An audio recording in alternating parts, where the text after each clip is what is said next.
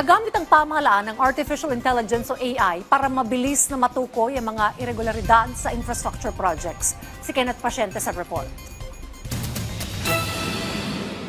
Sa harap ng issue ng maanumalyang flood control projects, mismong si Pangulong Ferdinand R. Marcos Jr. ang nagsabi na tuloy-tuloy ang reformang gagawin ng pamahalaan para maisulong ang katapatan, integridad at pananagutan. Dahil dito, sabi ng Pangulo, ikinakasa na ngayon ang pagbuo ng Transparency Portal na magbibigay ng access sa publiko sa mga impormasyon patungkol sa mga proyekto.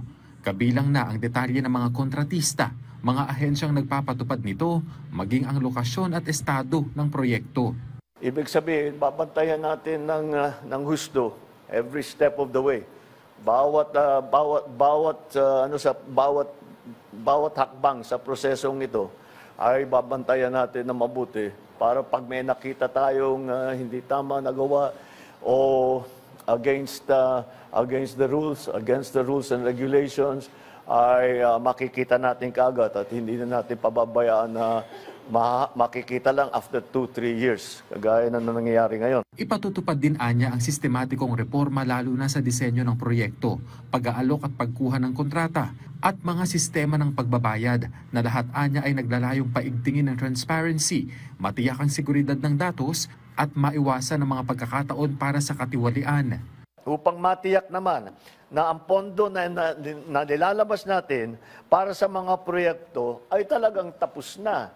Dahil marami tayong nakita, completed, bayad na, hindi mo naman mahanap yung project, ghost project. O kung may makita kang man project, hindi kumpleto, substandard. Kaya patitibayin natin ang proseso para tiyakin natin na lahat ng kontrata ay ma-implement na mabuti. Ipinunto rin niya na kailangan gamitin ng epektibo ang teknolohiya, lalo na ang artificial intelligence, na malaking bagay anya para mapahusay ang pagsubaybay sa mga proyekto at matukoy ang mga irregularidad sa pagproseso ng mga kontrata at pisikal na pagpapatupad ng mga proyekto.